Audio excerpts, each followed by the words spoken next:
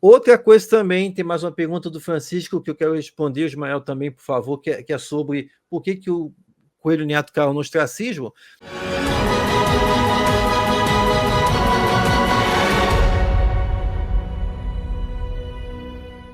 Para explicar, gente, o momento literário do Coelho Neto, gente, ele está situado, é um período que eu gosto bastante, justamente porque é um limbo, chamado pré-modernismo.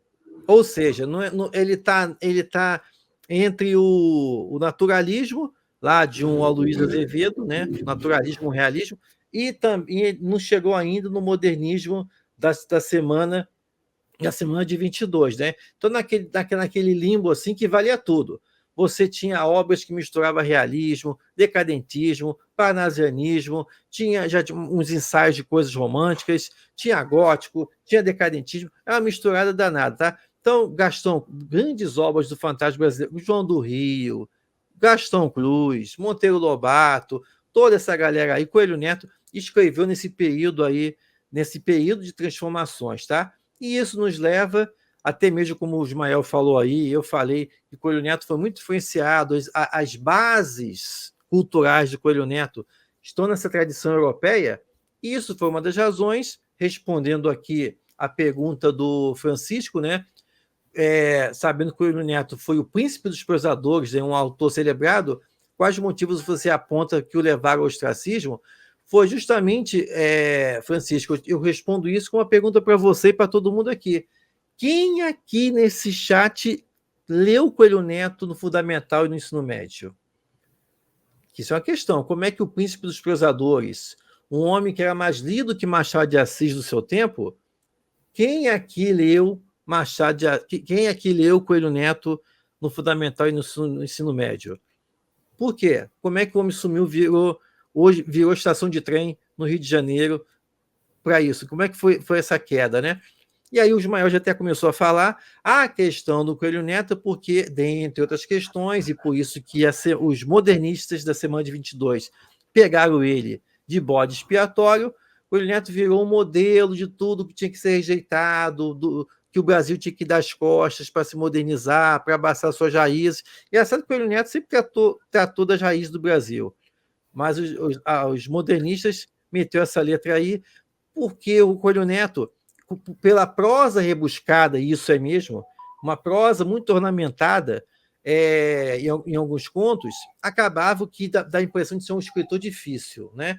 E aí, por conta dessas questões, a Semana de 22, pela máquina até mesmo que eles possuíam, que parece assim, não, eram jovens, rebeldes, que nada, gente. Isso tem que falar. O povo da Semana de 22 tinha acesso aos meios, às revistas, às redações. Não era gente assim, pobrezinha, não, que rebelde. Não, era tudo também da elite que quis impor sua visão de mundo. Então, eu abrindo polêmica aqui. Então, eles que criaram o discurso. E quem escreve o discurso é que dita as normas literárias, né? Mas fala aí, Ismael, respondendo aí ao Francisco. Opa, chegamos na minha parte favorita, meter o pau nos modernistas. Tô brincando. Então, é isso aí mesmo que o professor falou, né? O Coelho Neto, ele era o autor mais lido da sua época, né? Ele era considerado o príncipe dos prosadores, ele era mais lido que Machado de Assis, ele era um ídolo em Portugal, né? Toda a obra dele foi publicada em Portugal, não só publicada, foi reeditada várias vezes, né? Ele teve obras traduzidas para outros países também, com destaque para uma coletânea que foi publicada na Alemanha em 1915, eu não vou saber falar o nome aqui, obviamente, em alemão, mas teve uma coletânea dele publicada em 1915 também na Alemanha, que era focada justamente nos contos de terror dele, né? Não era uma tradução integral do sertão, né? Tinha alguns contos de sertão e alguns contos de outro livro. Então, o Coelho Neto, ele tinha essa... Né, ele era muito lido, ele era muito apreciado. Só que aí chegou, né, o movimento modernista, e como o professor Alex já disse, né, eles tinham uma outra visão do que deveria ser a literatura, né, e que deveria ser rompido, né, o passado para focar apenas no novo, né? E o Coelho Neto, como ele era o autor mais popular, mais lido da sua época, então, obviamente, ele era o principal alvo dessa perseguição, né? Tanto é que ele acabou, né, sendo relegado ao ostracismo, né? Não, como eles faziam parte dessa elite que controlavam os meios de comunicação, né? E tinham essa influência, né? Então, pouco a pouco o Coelho Neto começou a ser deixado de lado, né? E visto como algo ultrapassado, visto como um autor de uma linguagem rebuscada, né? Eu acho muito interessante um dado que diz que Coelho Neto ele foi o autor que utilizou mais palavras do vocabulário brasileiro, né? Que ele deixa eu só confirmar aqui o número aqui.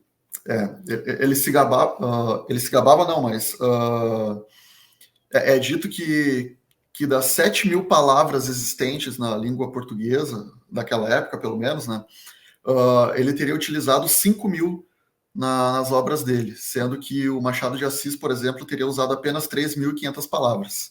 Né? Então, tipo, ele era realmente um autor culto, ele era um apaixonado pelas palavras, ele gostava de brincar com as palavras, de explorar, né, o poder da linguagem nas obras dele.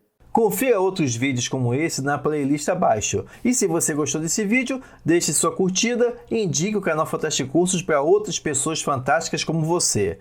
Muito obrigado pela sua presença, te vejo na próxima.